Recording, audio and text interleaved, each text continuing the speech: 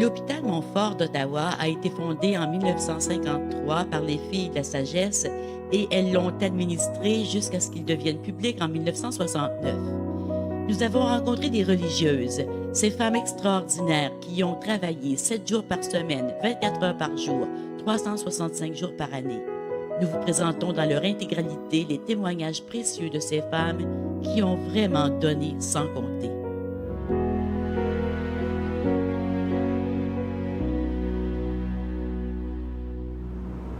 Aujourd'hui, nous vous présentons notre rencontre avec Gisèle Carrière et Sylvia Ferrand.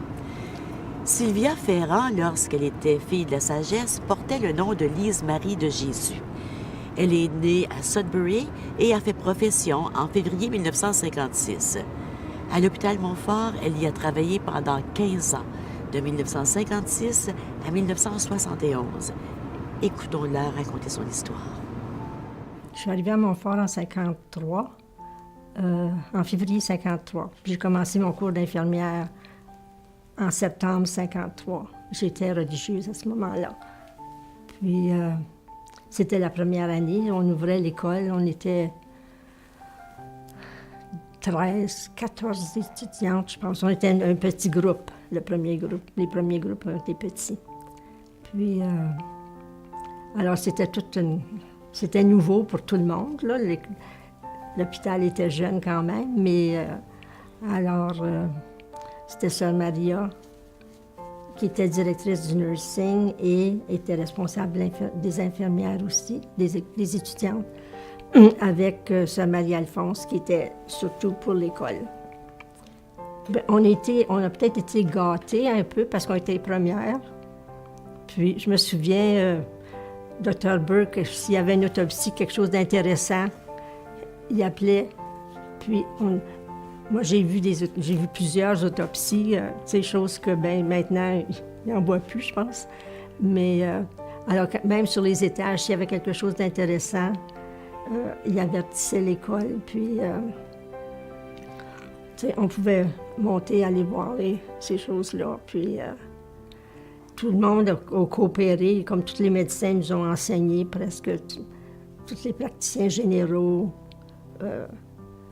Ils prenaient chacun une section, là, comme les maladies infectieuses, puis le système digestif, puis ces choses-là. Les médecins, ils enseignaient beaucoup.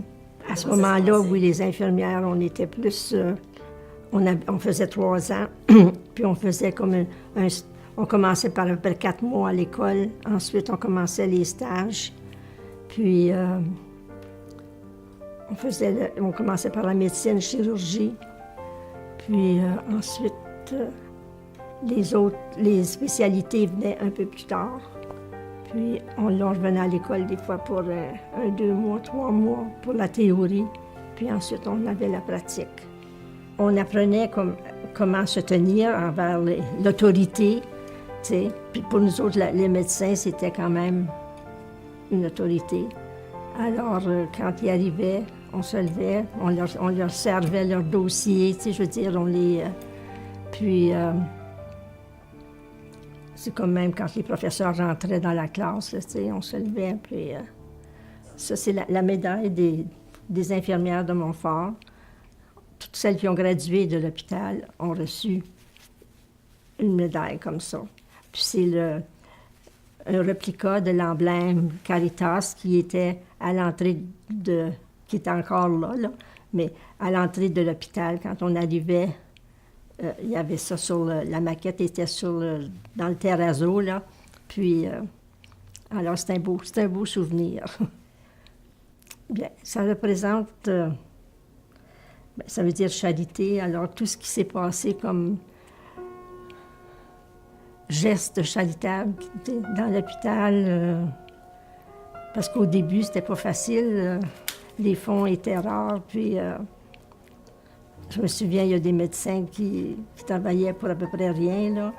Puis, je pense au Dr. Powers qui, quand un de ses patients ne pouvait pas payer, souvent c'était elle qui descendait au bureau, puis payait les frais de l'accouchement.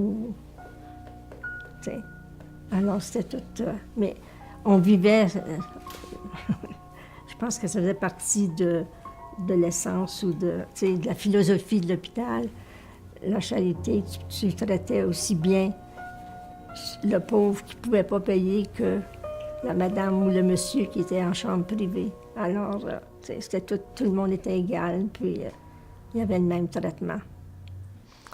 Après ma graduation, j'ai travaillé de nuit en médecine.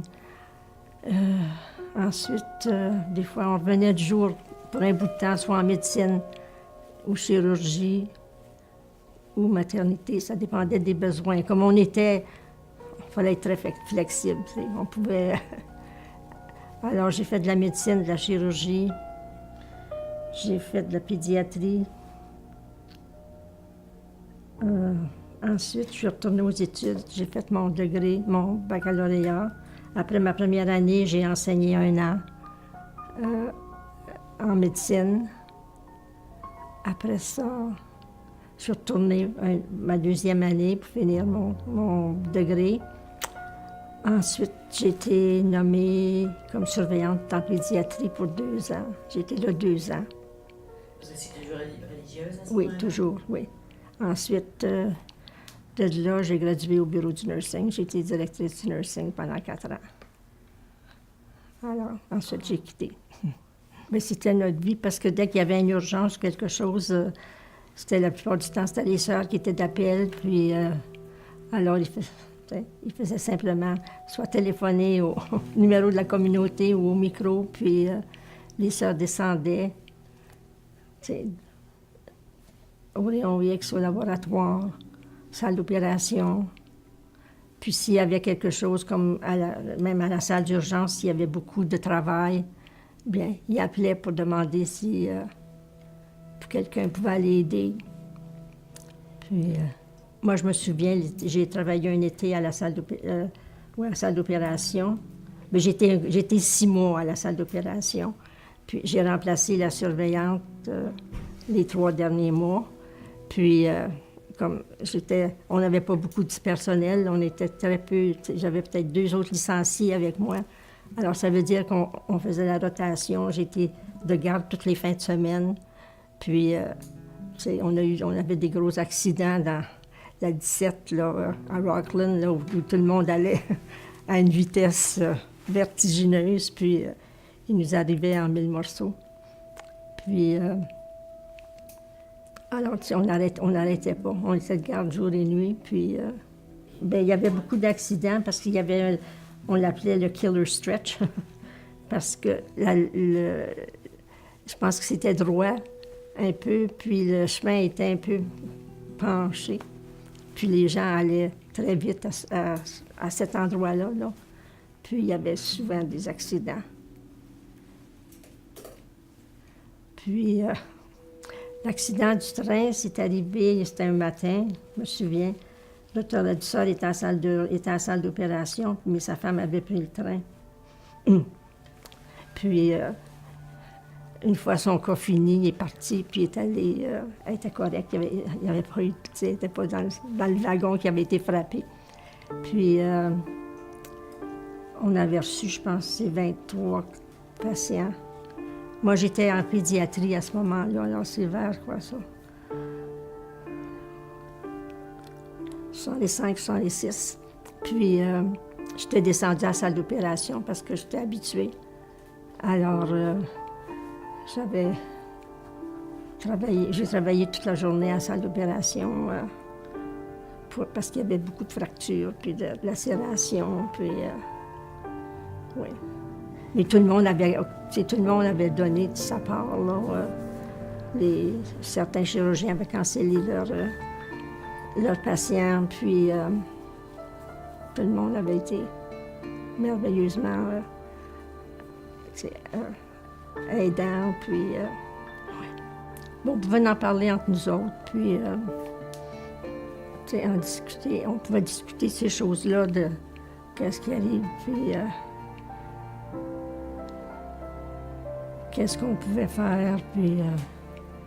il y avait moins peut-être d'aide à ce moment-là. Maintenant, il y a beaucoup plus d'aide, des choses comme ça. Là. Mais c'est à ce moment-là, il fallait... c'était ça notre part de travail. Puis Il y avait un bel esprit de famille. Comme on connaissait à peu près, moi je sais que je connaissais à peu près tout le personnel. Puis, il y avait de l'entraide. Il y avait quand même une bonne... Même avec les médecins, on avait une bonne relation. Bon, on les connaissait aussi, là, alors on savait les petits caprices de tout le monde, ou à peu près, là, tu sais, puis on essayait d'éviter de faire des froids ou de... Mais non, c'était plaisant de travailler, puis... mais c'était des choses comme on le savait d'avance, là, c'était discuté plus haut que nous autres, là, mais tout de même. Qu'est-ce que vous saviez d'avance? Bien, je veux dire on était pour changer, puis il me semble qu'on avait même vu les modèles que, tu sais, puis qui étaient pour être acceptés, puis... non, ça s'est fait graduellement, puis je pense que c'était le temps, là, tu sais, c'était que les choses changent un peu. Ouais. C'était des gros changements pour tout le monde, mais pour certains, c'était des gros changements. Il y en a qui ne veulent pas même laisser le voile maintenant, mais tu sais, à ce moment-là, je pense qu'on était plus prêts pour ces changements-là. Il a évolué à un moment donné, mais pas beaucoup.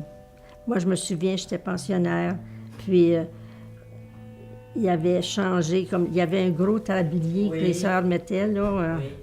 Puis ça, c'est parti, puis c'était juste comme une jupe, là, avec des plis. C'était comme un tablier qu'on mettait par-dessus notre robe. Puis, alors, il fallait aller en dessous du mouchoir, le mouchoir blanc qu'on avait, là.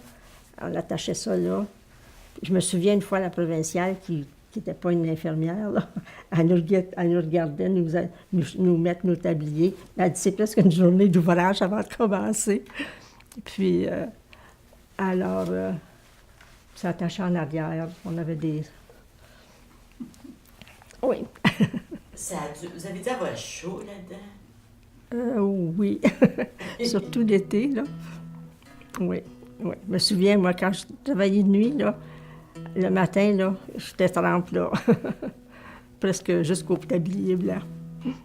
Sœur Marie-Angèle a été vraiment, là, elle était vraiment une femme, tu sais, exceptionnelle. Elle s'occupait, elle vaguait ce bateau-là, oui, parce que quand même, on était une grosse communauté. Des fois, on était 60 sœurs en haut, là. Puis, l'hôpital comme tel, tu sais, il y avait beaucoup de problèmes, puis c'était pas toujours facile de tout manœuvrer ça. Mais quand elle disait quelque chose, puis quand quelqu'un était trop difficile, ben je sais qu'il y a des médecins qui en avaient peur. On faisait des spectacles au 6e.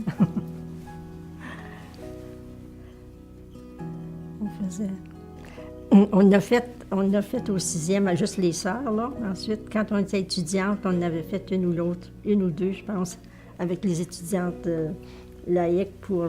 puis les sœurs étaient invitées. Là. C'était juste, je pense, les sœurs étaient invitées, puis on faisait ça en cafétéria. Et c'était comme un divertissement, là, tu sais, on s'amusait à apprendre à réciter des choses, puis non, c'était comme... C'était un divertissement pour la communauté, puis... on écrivait, on pouvait écrire toutes les semaines si on voulait. Puis, non, nos parents pouvaient venir nous voir. La Jutra, elle a un talent d'écriture fantastique, puis elle a de l'humour, puis elle a tout. Est-ce que vous aviez le droit de rire? De rire? Oui. Oh oui. Jouer des tours, puis il y en avait qui étaient bonnes pour jouer des tours. Ah oui? Oh oui. Comme quoi? Comme mettre du beurre de pinot dans la machine à coke en bas, là. Une a couché sur sur la civière pour aller à la morgue parce qu'il y en avait une qui avait bien peur des morts. Alors, il mettait quelqu'un sur la civière, puis quand il était rendu du côté de la morgue, elle se levait.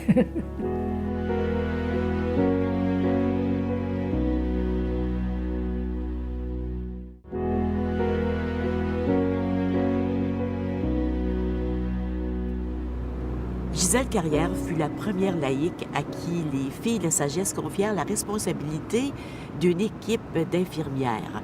Entre ces femmes, une relation de confiance, de respect et d'appréciation s'est installée, une relation qui dure encore aujourd'hui. Et vous verrez que lorsque Gisèle parle de cette période de sa vie, c'est avec beaucoup d'émotion. Mais j'ai décidé de faire une infirmière la journée que je suis allée voir M. le curé du Charme pour savoir exactement qu'est-ce que je devais faire dans ma vie. Parce que, rendu en 12e année, il fallait que je choisisse quoi faire. Et je ne savais pas réellement quoi décider. Alors, le père curé, j'ai dit, père curé, mes amis s'en vont toutes faire des sœurs, puis moi aussi, je voudrais faire une sœur. Il dit, non, non, non, ma fille, tu n'es pas faite pour faire une sœur. Tu vas faire d'autres choses, mais tu ne voudrais pas faire une maîtresse d'école? Non, monsieur le curé, je ne veux pas faire une maîtresse d'école. Mais moi, je veux dire, je ne sais pas, ça ne me tente pas de faire rien d'autre chose. Mais il dit, moi, je pense peut-être que tu ferais une bonne... Peut-être tu ne ferais pas une bonne grande malade. Bien, où j'irais, monsieur le curé? J'ai dit, ça ne me dit rien, j'ai pas d'argent pour faire de garde malade. Mon papa n'a pas cet argent-là. Bien, il dit, moi, il dit, je pourrais t'arranger ça. J'ai dit, oui, comment ça? Bien, il dit, attends, on va voir avec les sœurs, là, il dit, on va t'arranger ça. Alors, pas longtemps après, je veux dire, les religieuses m'ont appelé au couvent, puis ils m'ont dit, ton papa a arrangé que tu pourrais peut-être aller à l'hôpital Sainte-Justine à Montfort, à l'hôpital Montréal. À l'hôpital Montréal? Bien, je veux m'ennuyer. Il a dit non. Il dit, tu t'ennuieras pas, il y a bien du monde à l'hôpital Sainte-Justine. Puis on va t'arranger ça. Et c'est comme ça que les choses sont arrivées. Mon papa et ma maman m'ont fait une valise et j'ai parti pour Montréal pour 4 ans.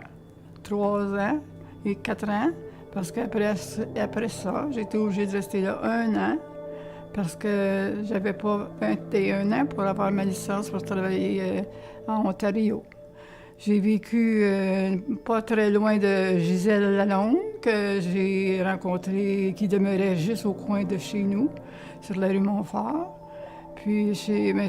Deschamps demeurait là. Alors Gisèle et sa sœur Cécile, Gérard, tout ce bon monde-là de Deschamps, on les connaît. Alors on est allés à l'école Montfort ensemble. Puis on est allés au couvent Notre-Dame-de-Lourdes avec les filles de sagesse. Alors, de là, il a s'agit qu'on est resté très attachés, comme une famille. Et c'est de là que j'ai continué mon attachement pour aller au couvent Notre-Dame-de-Lourdes. Et de Notre-Dame-de-Lourdes, eh bien, on a continué nos affections à aller à l'hôpital. On a eu notre premier bébé, le petit Côté. Alors, puis j'ai rentré à l'hôpital à ce moment-là, quelques mois après, en 53. Le temps qu'on a travaillé en obstétrique, alors c'est là que j'ai rencontré tous les médecins, les obstétriciens de l'hôpital, si je peux dire. On avait 3 ou 4 infirmières par équipe. Puis, alors, ce qui arrivait, nos patientes arrivaient, on les préparait. Elles avaient leur session de misère, si on pouvait dire. Et on les assistait du mieux qu'on pouvait. Et le médecin attendait, il venait les examiner, le tour de rôle, puis les soulageait. Et quand le moment arrivait, alors on les appelait, nous on les examinait tout le temps. Et à ce moment-là, quand elles étaient prêtes, le médecin se préparait. Alors on leur présentait, ils brossaient leurs mains à un certain moment de temps. Et là, nous, on les attendait majestueusement avec leur blouse, et on les attendait. La madame était déjà prête sur la table. Et elles étaient prêtes. Et pas longtemps après, bien, le docteur était en place pour admettre un nouveau-né. Un nouveau-né qui arrivait à l'hôpital Montfort, qui attendait juste pour nous crier dans les oreilles. Alors, on était tous bien heureux de le recevoir. Je crois que c'est l'importance que j'ai trouvée que les religieuses ont eu cette confiance. J'ai apprécié la confiance qu'ils ont fait en moi de me donner ce travail-là, parce que c'est pas tout le monde qui donnerait, pas tous les gérants de place qui donneraient la confiance à une personne de prendre les pouvoirs de faire les traitements, de prendre des décisions de tout un hôpital. Je comprends j'avais l'aide à ce moment-là de tous les chefs de service. Chaque chef de service avait leur pouvoir, ils avaient leurs décisions à faire avant de m'appeler. Mais j'étais quand même toujours appelée pour avoir une décision à faire. Alors, je trouve que c'était moi, en tous les cas, j'ai trouvé ça fantastique. C'est parce que, aussi, je crois que je dois le remercier, c'est qu'il me connaissait depuis longtemps, puis il savait qu'il pouvait compter sur moi. Il partageait cette confiance-là. On partageait cette confiance-là. L'hôpital m'a approchée pour être surveillante administratrice de l'hôpital Montfort. La plus grande réussite, Oui. c'est ça. Pour moi, ça a été ma plus grande réussite, j'ai obtenu ce rôle-là, que les religieuses m'ont confié ce rôle-là, que j'ai été appréciée au point de ça. Je dis que pour moi, c'était les religieuses qui étaient responsables à ce moment-là. Je ne parle pas de management ou qui que ce soit. Pour moi, c'était les religieuses qui étaient managers à ce moment-là. Maintenant, il y a d'autres personnes qui étaient dans la vie de manager, là, tu sais. Mais pour nous, là, les laïcs, là, c'était les religieuses qui appartenaient la place. Alors, pour moi, c'est clair. Je ne vois pas autre chose que ça. Alors, c'est eux qui étaient tops. La responsabilité de ce département-là était, en fait, continuer à améliorer le sort des gens qui travaillaient aux soins des malades. Je veux dire, vous avez une infirmière, on va dire, je prends une infirmière parce que je suis infirmière, mais qui donne une injection et qui ne sait pas comment donner une injection. Alors, il faut améliorer la situation. Alors, on la prend de côté et on lui enseigne comment donner une injection. C'est même pas comment diluer une pénicilline, mais il faut commencer par lui montrer comment diluer un tel liquide. J'ai pris cette pénicilline, par exemple, dans le temps, ça ne venait pas de diluer. Alors maintenant, on va prendre un type qui s'en vient travailler en menuiserie, mais s'il ne sait pas comment couper un morceau de bois, on lui montre comment pour l'occasion. Alors, c'est des choses comme ça, le type en charge de menuiserie, c'est toutes des choses qu'il fait. Alors, la personne en charge de l'éducation, ça, c'est la différence. Là. Moi, quand je suis rentrée, j'étais responsable de l'éducation pour le service des infirmières. Ensuite de ça, je suis rentrée en service de l'éducation pour tout le personnel.